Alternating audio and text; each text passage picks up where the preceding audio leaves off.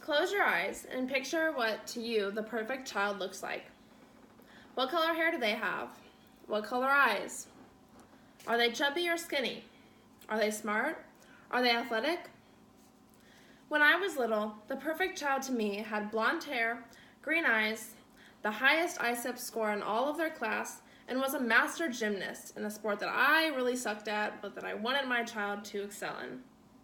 And I held on to this image of a perfect child until last year in MI, when our class did an activity that related what we were learning about genetic engineering to the topic of designer babies.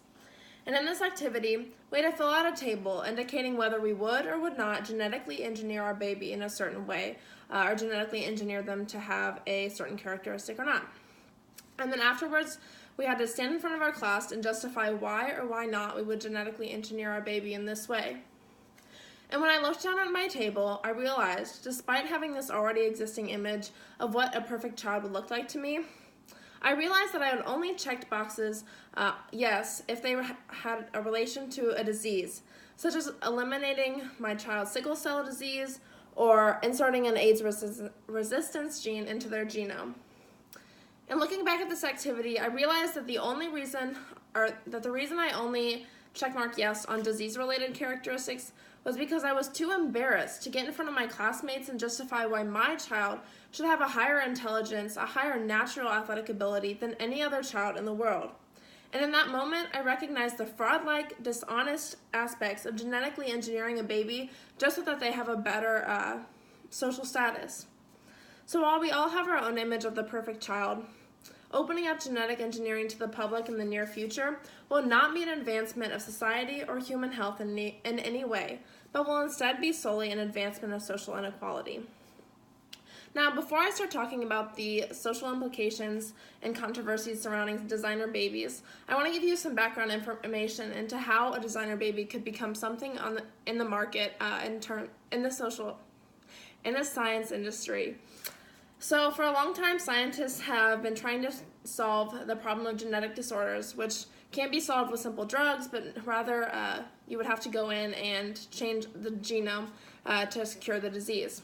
And where they began was with single gene disorders, in which one gene, like one letter in the entire genome, is responsible for causing the entire disease, such as sickle cell anemia, Huntington's, or Tay-Sachs disease. And with the development of a gene editing system called CRISPR-Cas9, scientific trials have began in the U.S. and in China, in which human embryos with genetic disorders have been edited in attempts to get rid of this genetic disorder. And the CRISPR-Cas9 system basically works in that it locates the mutation, cuts out the mutation, and then inserts a correct piece of DNA so that the genetic disorder is cured. But in all of these trials, the human embryos have not been allowed to progress or grow due to ethical concerns. And even before the CRISPR-Cas9 system developed, scientists had begun identifying genes for certain traits such as hair color, eye color, and even genes associated with life longevity, intelligence, obesity, and risk for diseases. And according to the MIT Technology Review, in approximately 10 to 20 years, we could have all these gene editing tools as reproductive options when we want to have children. And when you think of all these options that we could have in the future, changing our baby's eye color, hair color, making them less prone to get diseases, it might come to your mind the word advancement. Advancement. And when you look at dictionary.com, the basic definition of advancement is an act of moving forward. So how could designer babies possibly be an act of moving forward? Well, it might come to your mind, in terms of health.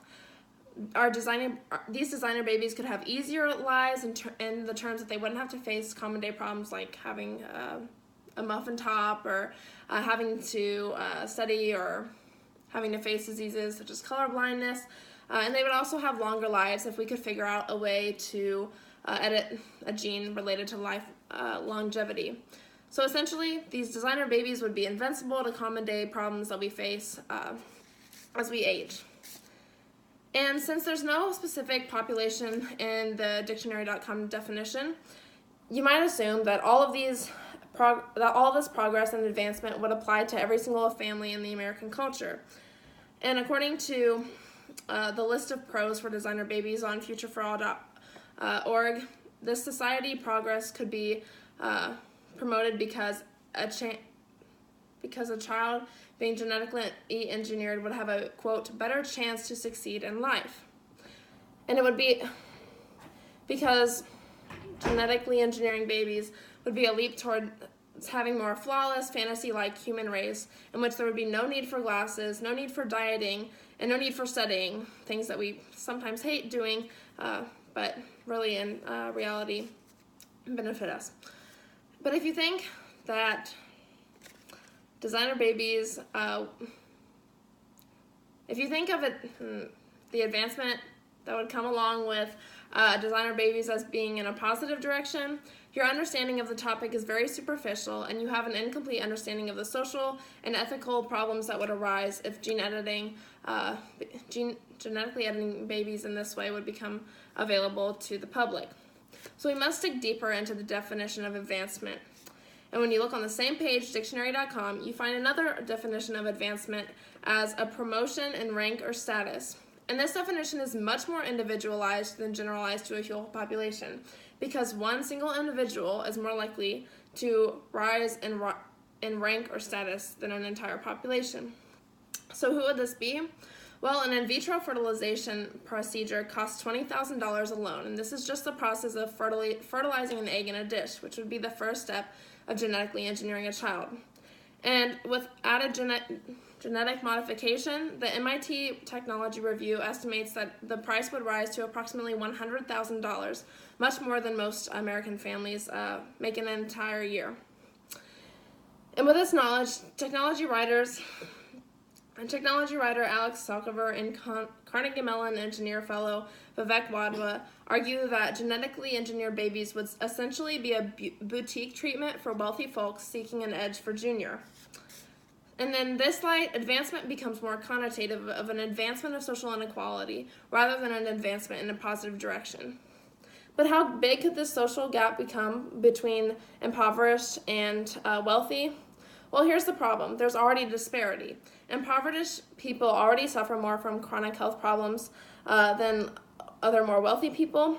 And according to a Gallup poll, they suffer more from obesity, heart attack, high blood pressure, and depression. And according to the same poll, 38.1% of impoverished adults don't have insurance, while only 14.3% of adults don't have insurance in the entire American population.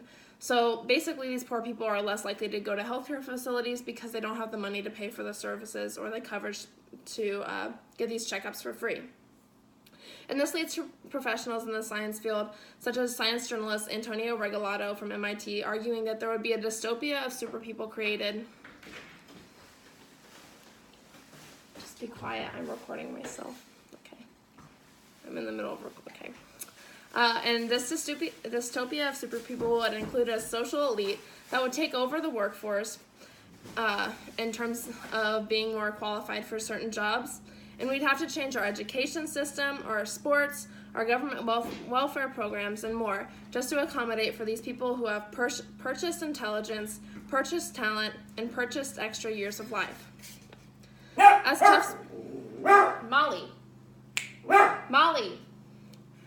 Tufts professor Sheldon Krimsky once said, eugenics will inevitably be used by those with wealth and power to make others believe that prenatal genetic modification makes people better. Designer babies will not be an advancement of society or health at all, but will rather be an advancement of inequality, discrimination, prejudice, and the idea that anything natural is inferior. We need to separate fantasy from reality, a reality in which pride characteristics like a strong work ethic and perseverance in life are only learned through imperfection. So if you get the chance to spend $100,000 on the designer baby, think of the dystopia of super people you'd be contributing to and put your money elsewhere.